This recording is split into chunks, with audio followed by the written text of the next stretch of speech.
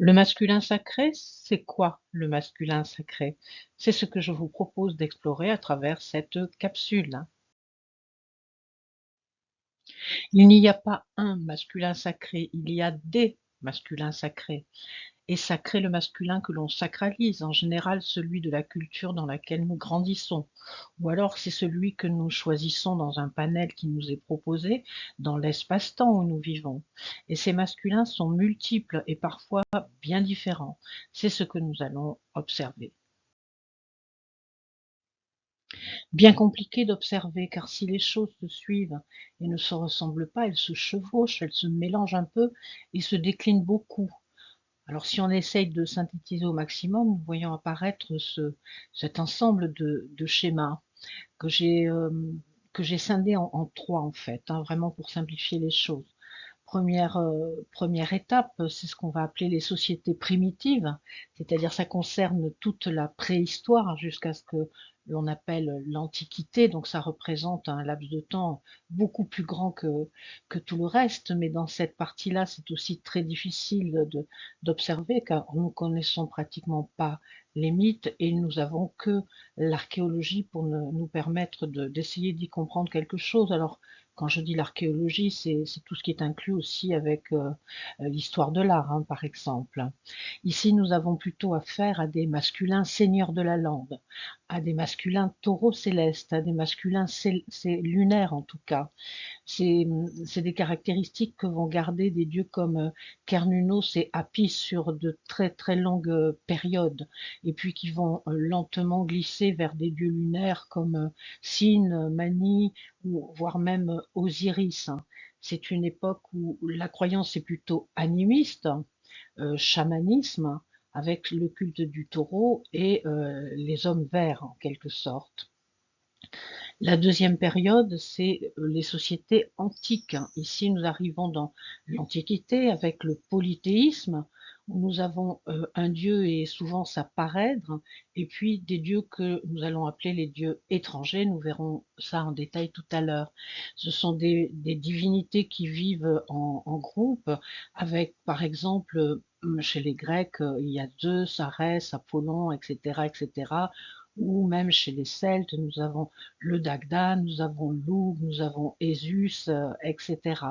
Alors il y a certains dieux qui vont glisser, qui vont être héritiers de l'époque animisme et qui vont s'adapter, trouver une certaine place au sein de cette antiquité, hein. Ça va être des dieux comme Dionysos, Osiris et Cernunnos. Et puis pour finir, nous avons les sociétés contemporaines avec un masculin Dieu le Père. Alors il va y avoir vraiment la notion de Dieu le Père et ses prophètes, hein, et c'est ce qu'on appelle donc le monothéisme. Alors à quoi pouvait bien ressembler le masculin sacré de la première époque? C'est sans doute la plus difficile à observer, hein, puisque comme je vous l'ai dit, nous n'avons pas beaucoup de traces en tant que croyance religieuse, en tant que pratique religieuse, en tant que mythologie. Cependant, nous avons des traces gravées dans la pierre, hein, et puis nous allons avoir des traces qui vont rester longtemps, c'est-à-dire qui vont imprégner la période qui va venir après, et, de manière à nous faire comprendre que c'était très important, c'était très imprégné dans la psyché de l'être humain en tant que croyance, hein, pour rester comme ça pendant si longtemps. Et cette croyance, nous allons commencer à l'observer dans un travail de recherche qui est complètement tombé aux oubliettes aujourd'hui, qui est celui de Marie Koenig, qui a observé les gravures dans les cavernes. Donc d'après elle, euh, ce masculin-là, il était complètement relié au taureau, le taureau céleste, hein, avec ses cornes qui étaient complètement affiliées analogiquement à la lune. Donc ce masculin, il est taureau, mais il est aussi lune. Elle disait que la lune, dont l'aspect changeait sans cesse, était particulièrement inspirante. Ces deux croissants pouvaient être comparés à des cornes. L'imagination en fit le taureau céleste qui, comme le disent les mythes sumériens, règle la marche du temps de ces deux cornes d'or. Alors, ça peut paraître un peu bizarre et un petit peu tiré par les cheveux parce que on n'était pas là et on n'a pas beaucoup de témoignages de tout ça. Cependant, quand on observe ne serait-ce que la mythologie ultérieure, on voit que cette notion taurine et lunaire du masculin, elle reste très longtemps. Et donc ça confirme cette thèse de Marie Conning. Ce qui va nous suivre très longtemps, vraiment très très longtemps, c'est cette histoire de masculin cornu avec cette capacité de naître, croître, décroître, mourir par ce passage dans la matrice cosmique, puis renaître, que ce soit le taureau sacrifié ou le cerf dont les bois poussent, tombent, puis repoussent, le schéma est absolument le même. Partout, on retrouve ça. Et sur le plan symbolique, analogique, ça correspond bien donc à ce que Jung a appelé un archétype, c'est-à-dire que quelque part, c'est une réalité cosmique et psychique. Je me souviens, moi, il y a quelques années, juste avant la naissance de mon petit-fils, j'ai rêvé d'un jeune veau qui apparaissait dans un champ printanier. Et ma réaction au réveil, c'était d'être un peu perplexe parce que j'ai fait un lien tout de suite avec le signe astrologique en me disant, tiens, il est taureau, et alors qu'en réalité, il est bélier. Et du coup, ça m'a permis de faire l'autre lien, c'est-à-dire que je retrouvais là, dans les profondeurs de ma psyché, le lien de ce masculin avec cette énergie taurine toute nouvelle, puisque c'était un joli petit veau. Donc ce taureau et ces bêtes à cornes, on va les retrouver partout et pendant très longtemps sur toute la Terre. Donc par exemple ici, on a ces images avec les têtes de taureaux cornus à Sataluyuk, avec ce culte qui lui était rendu. On a aussi ce culte du taureau Apis en Égypte qui a duré vraiment très longtemps, puisqu'on trouve des traces au temps préhistorique, et ce jusqu'à la fin du polythéisme. On a le cousin germain du taureau avec Bison blanc dans les Amériques. On a en Grèce Zeus qui se déguise en taureau pour entourlouper les filles. Dionysos lui-même est appelé parfois le taureau cornu. On a le dieu Ammon avec ses cornes de bélier. Et puis on a aussi les taureaux dans la razzia des vaches de coulée dans les pays celtes, hein. Nous avons aussi l'exemple du taureau sacrifié par Mitra, et ici c'est très très parlant. Il y a bien donc ce sacrifice du taureau de manière à ce que son sang s'imprègne dans la terre pour la féconder. Mais attention, Mitra, il ne sacrifie pas le taureau n'importe où, en haut d'une montagne ou dans un champ, il le sacrifie dans une caverne, c'est-à-dire dans un espace matriciel, de manière à ce qu'il puisse se régénérer. Et puis dans les bêtes à cornes qui tombent, on a donc le fameux Cernunnos, hein, avec ses bois de cerf. Et dans les grottes des cavernes, déjà, on a ces personnages mi-humains, mi-animal, avec ses têtes un petit peu taurines et puis ses cornes. On le retrouve tellement que même à notre époque, hein, nous pouvons observer dans la crèche un taureau. Même s'il est castré, il est quand même toujours là. Quant au bouc, hein, il n'a pas complètement disparu non plus, il a juste été diabolisé, puisque souvent le diable est représenté comme une bête à cornes avec des pattes de bouc. Le sacrifice du taureau dont le sang va couler pour féconder la terre, c'est le rituel analogique du sacrifice lunaire qui disparaît tous les 28 jours dans la matrice cosmique pour se régénérer. Quant aux cornes caduques, elles ont la même fonction de croissance et décroissance cyclique. Tout cela fait partie de croyances animistes.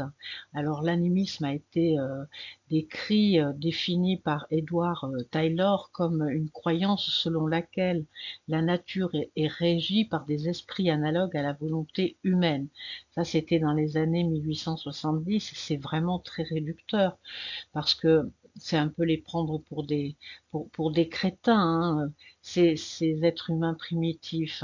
C'est bien autre chose, l'animisme. C'est avoir la croyance que tout est habité d'une force invisible, sacrée, à la fois transcendante et immanente, qui répond à des lois cosmiques. En quelque sorte, c'est dire que tout est mana. Cette fonction de croissance, décroissance et mort rituelle a quelque chose à voir avec le masculin. William Thomson écrivait que le rythme naturel du mâle est un rythme phallique qui s'élève et retombe. Les mythes raconteraient donc naturellement des histoires dans lesquelles le mâle est la figure arrivée à son apogée tragique qui resplendit et disparaît. Et que tout cela ait quelque chose à voir avec les lois de la nature est parfaitement décrit dans les observations de Marie-Jacqueline Boustas. Elle écrit que les hommes verts, mi-hommes, ne présentent pas de blessures, de tortures, de crucifixions ou de situations douloureuses. Ils semblent plutôt chasser ou danser. Faisant face au serpent de la grande déesse, le masculin se présente comme un chef surnaturel qui commande la faune sauvage, en particulier les animaux chassés par les hommes. Nous voyons que ce masculin en phase avec la nature ne présente pas d'affinité avec la violence, l'agressivité et la guerre. Et sur le plan archéologique, les premières cités qui nous sont connues, comme par exemple Çatalhöyük en Turquie et Caral au Pérou, nous voyons bien que ce sont des cités qui n'ont pas de murs défensifs, où il n'y a pas de traces de violence extrême, il n'y a pas de traces de guerre, on n'a pas trouvé d'armes de guerre, on a trouvé surtout des traces de commerce, d'artisanat et de pratiques artistiques. Donc ça, c'est très parlant. Si vous voulez en savoir un petit peu plus, je vous conseille de lire le livre de Marshall Saline qui s'appelle Âge de pierre, âge d'abondance. Mais vous pouvez aussi lire tous les ouvrages de Marilène Patoumatis qui nous explique qu'à l'époque de la préhistoire, il s'agit de quelques millions d'êtres humains sur la Terre. Donc comment peut-on imaginer que ces quelques millions de personnes, quand ils se rencontraient, ils se battaient pour des territoires. Hein, ça paraît pas logique du tout. Ils devaient plutôt être très agréablement surpris de rencontrer d'autres êtres humains. Ce n'est qu'à l'arrivée d'une nouvelle conception du monde que nous appelons patriarcat que va apparaître le polythéisme du monde antique. L'iconographie devient guerrière et les divinités commencent à se manifester sous forme hiérarchique avec à leur tête un dieu mâle autoritaire et assez souvent très coléreux. Les mythes sont vraiment très démonstratifs à cet égard. Il va y avoir des alors on parle de glissement parce que on va avoir pendant très longtemps des panthéons qui vont être encore très marqués par le monde primitif, par exemple en Égypte ou dans le monde celte, et puis on va avoir des panthéons qui vont être très imprégnés de cette nouvelle conception du monde, comme le panthéon des Grecs et bien évidemment celui des Latins aussi. Et ce qui nous permet de voir la différence, c'est le traitement qui est fait au féminin dans cette mythologie, mais aussi dans la société. On sait très bien que le statut des femmes en Égypte ancienne, comme dans les pays celtes, était sans commune mesure avec ce qui leur était proposé dans le monde grec et latin. Et c'est très très visible dans la mythologie et c'est très bien connu dans l'histoire. Donc on voit ici ce changement qui se fait de manière différente suivant les régions, mais le mouvement est là et on avance dans le temps et plus on avance, plus le féminin va devenir paraître en dessous d'un masculin qui, lui, va se déployer, il va prendre de plus en plus de place et surtout une place guerrière. On va avoir de nombreux dieux guerriers, on va avoir beaucoup de héros guerriers qui vont être sacralisés. Hein, chaque divinité correspondant à une fonction psychologique avec bien sûr une réalité dans la société. Tout ce qui va être rattaché à l'avant va être rejeté avec beaucoup de violence et va être diabolisé. C'est le cas par exemple de l'histoire du veau d'or qui va mettre Moïse dans une terrifiante colère. Et ce qui va être difficile à diaboliser va être signifié par le qualificatif d'étrange, d'étranger, de mystérieux, de caché, ou alors va être intégré tout en gardant certaines caractéristiques. Et là, je pense à de nombreux saints chrétiens qui ont très clairement des liens et des affinités avec des anciennes figures divines. des panthéons précédents. On peut prendre quelques exemples, hein. Nous avons le dieu Cernunnos, hein, qui dans ce panthéon celtique est un dieu un peu étrange, hein. On sent qu'il a des racines très profondes, qu'il vient d'ailleurs, qu'il vient de beaucoup plus loin. Et la particularité dans son étrangeté, c'est que ce n'est pas un dieu guerrier. Ça, c'est intéressant. C'est aussi quelque chose que l'on va retrouver avec Dionysos, ce dieu qui n'est pas un dieu guerrier et qui est appelé l'étranger. Un dieu qui m'a aussi beaucoup impressionné, c'est le dieu Amon en Égypte, donc ce dieu avec sa tête de bélier. Et il est appelé le caché parce que pareil, il vient de zones un petit peu obscures, il vient du fin fond de l'humanité, de la psyché de l'humanité. On dit qu'il pondit l'œuf primordial, d'où sortit la vie, et que sous forme d'un serpent, il fertilisa l'œuf cosmique façonné dans les eaux primordiales. On voit ce lien de ce dieu avec le monde complètement primitif.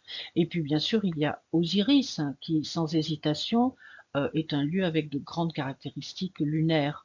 Donc ici, on a voilà ces glissements et cette présence qui continue malgré tout à, à être active dans la psyché des êtres humains et donc dans la mythologie.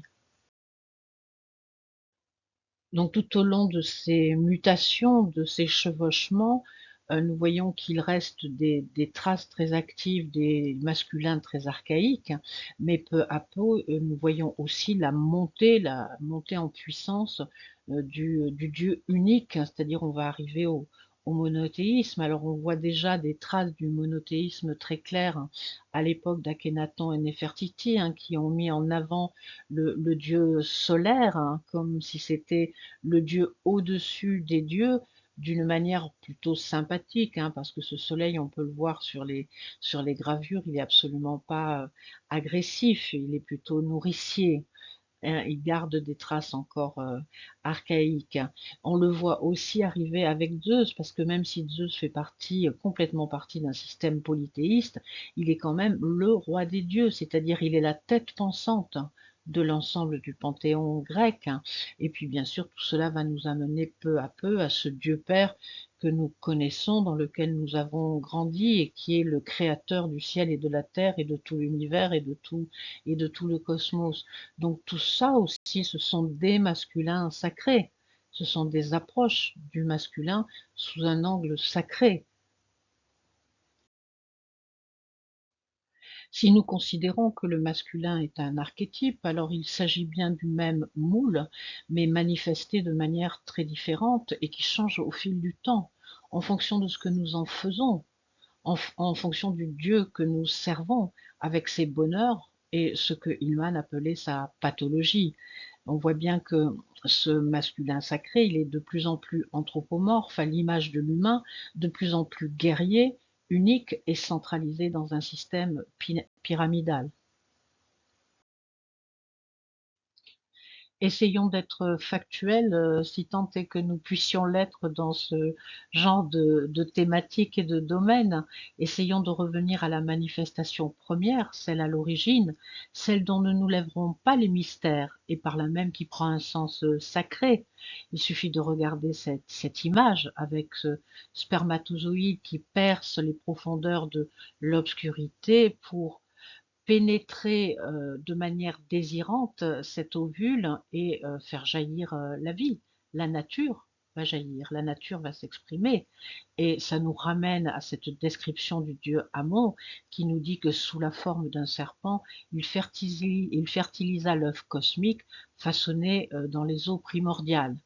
Donc, sans aucun doute que quand je dis ces mots et que je regarde cette image, je suis intentinée dans une conception du monde plutôt animiste, mais du coup, nous pouvons voir que ce masculin sacré, il est le sacré que nous accordons au masculin, et donc à quel masculin?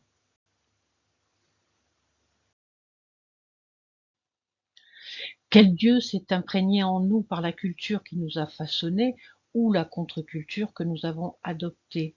Quel Dieu choisissons-nous? Tel est le masculin sacré. Ce choix va avoir de larges conséquences et c'est un bienfait de notre époque que de pouvoir choisir nos dieux en conscience. Le masculin est une capacité de faire fleurir, de discerner clairement. Ne nous trompons pas de Dieu.